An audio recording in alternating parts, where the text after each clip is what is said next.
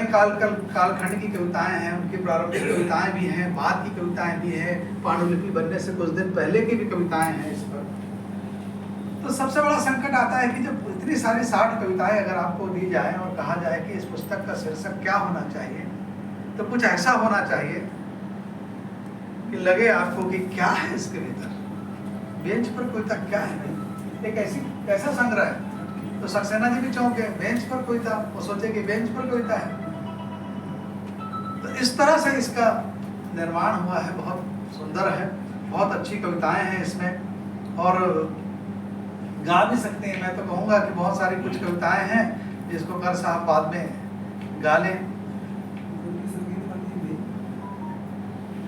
अब ये कवित्री खुद कहती है कि काश बनाने वाले ने मुझे किताब बनाया होता, कि मीर की शायरी, गलीब का दीवान या फिर खयाम की रुबाइयाँ बनाया होता, आशिक मासूका के पाक मोहब्बतों का गवाह बनाया होता, काश बनाने वाले ने मुझे किताब बनाया होता। रहीम के दोहे, कबीर की साखियाँ, तुलसी की चौपाइयाँ बनाया होता, भक्ति का रसदार मुझ में बहाया होता, काश बनाने वाले ने मुझे किताब बनाया होता। कि मीरा के पद, सूर की पदावली, रैदास का प्रेम बनाया होता, समर्पण वात्सल्य को प्रीत के धागे में पिरोया होता, काश बनाने वाले ने मुझे कविता बनाया होता।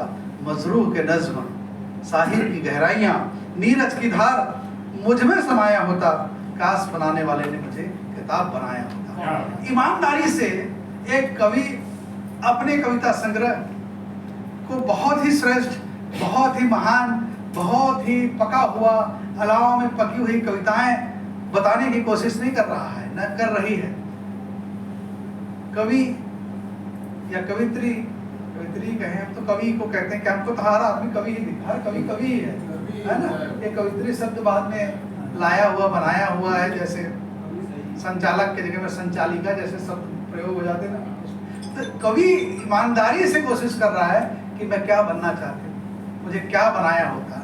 कवि अपने आप खुद ईमानदार है और आपके मूल्यांकन के लिए तैयार है पूरी तरह कि आप आइए, तराशिए, मुझे बताइए कि मेरी क्या गलतियाँ हैं। ये समीक्षा गोष्ठी इसलिए होती हैं, इसीलिए की जाती हैं। शब्दाक्षर के राष्ट्रीय अध्यक्ष वहाँ रवि प्रकाश जी बैठे होंगे, अगर वो सुन रहे होंगे तो उनसे भी हम आग्रह करेंगे कि वहाँ से YouTube पर वीडियो बनाकर एक समीक्षा इसकी भेजें और ताकि हम उसको छापें।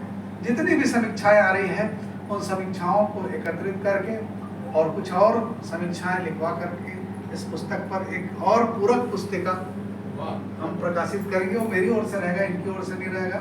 वैसे बहुत पैसे वाली हैं लेकिन बहुत ममतामयी है। कई बार मैं देखता हूँ कभी निरुपमा राय दिखती है, निरूपा राय दिखती है, कई बार देखता हूँ कि कामिनी कौशल दिखती हैं, कई बार मनोरमा भी दिखती हैं। तो जब ठहाका लगाती है ना, ऊपर आजा बेटी, वो सीता और गीता वाली है ना, तो कई बार मनोरमा भी दिखती हैं, कई बार दुर्गा खोटे भी दिखती हैं। भांति भांति के अभिनय प्रतिभा इनके भीतर, एक माँ के जो विभिन्न रूप हैं वो मुझे इसमें दिखाई देते हैं। तो मैं बड़ी बहुत शुभकामनाएं और अपने आप को धन्य समझता हूँ कि ऐसी कविता संग्रह को पूरे मनोयोग के बहुत ही अपने ढंग से मैंने इसको प्रकाशित किया, क्योंकि मेरे ऊपर इसे छोड़ दिया गया था कि इसका कागज कैसा होगा, इसका कवर कैसा होगा, इसका डिजाइन कैसा होगा, ये कैसे छपेगी। इन्होंने मुझे लाकर छोड़ दिया, कभी डिस्टर्ब नहीं किया, कभी नहीं कहा कि तुम क्या कर रहे हो। मैंने सीधे इनको पुस्तक दी, इसलिए पुस्तक ऐसी लग रही है जैसे मेरी अपनी खुद की है। बहुत बहुत धन्यवाद, आपने मुझे भी बुलाया, विशिष्ट अतिथि बनाया। कौन पुस्तक प्रकाशक को तो कोई पूछता ही नहीं, कई बार तो निमंत्रण भी नहीं आता है। बहुत सारे, जैसे साल भर में हम 200 किताबें छापते हैं, उसमें से अगर 50 का भी विमोचन होता है तो 40 में तो निमंत्रण तक नहीं आता सर, प्रकाशक के पास निमंत्रण भी नहीं आता, नहीं आता निमंत्रण, और आता भी है तो हमको पीछे बैठना पड़ता है और देखना पड़ता है। बोलते हैं कि तुम पीछे बैठो और कोशिश करो कि पुस्तक बिक जाए, लोगों से पैसे निकालो, आगे मत बैठना। यहाँ पर पहली बार यहाँ भी बैठने के लिए आमंत्रित किया गया है, तो बहुत बहुत धन्यवाद। मैं भी एक कविता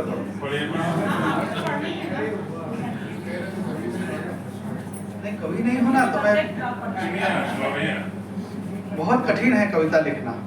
मैं बहुत शब्दों के मामलों में और व्याकरण के मामले में बहुत सर के साथ सीखता रहा हूँ और मैं समझता हूँ कि बहुत अच्छा मैंने सीख भी लिया है, लेकिन कविता लिखना नहीं सीखा। बहुत कठिन है और सामान्य रूप से कविताएं लिखना और उसको फाड़ के फेंक देना। मेरे पास 50-60 कविताएं भी और होंगी, लेकिन मैं उसको खुद भी जब पढ़ता हूँ तो लगता है नहीं छपाने लायक अभी नहीं है, मज़ा नहीं आ रहा है। उसी न्यूयॉर्क में जिसमें ये गई थी, वहाँ मैं भी एक बार गया था और मैं जब गया था उसके कुछ महीनों और एक आध साल पहले ही वहाँ वो विस्फोट हुआ था वर्ल्ड ट्रेड सेंटर में। प्लानिंग में तो नहीं गए थे? तो उसी तरीके से गया था जैसे आप सोच रहे हैं। वर्ल्ड ट्रेड सेंटर के मलबों में कुछ पंख भी दिखाई दे रहे थे, कुछ काले कुछ सफेद। ये पंख किसके होंगे? क्या कुछ चिड़ियों के जो धमाके के दिन रही होंगी भीतर दीवारों पर? क्या कोई उन्हें गिन पाया? मनुष्य के अलावा किसी और को, क्या चिड़ियों को भी उन मृतात्माओं में गिनना जरूरी समझा गया? यह स्टेचू ऑफ लिबर्टी से पूछूं, किसी के पास थोड़ी दूर पर है, या किसी और से, हाँ कुछ चिड़ियां ही बता सकती हैं अपने सगे संबंधियों के दुख। चिड़ियां भी गिनती हैं दुर्घटनाओं में मरे हुए अपने अन्य चिड़ियाओं के सिर।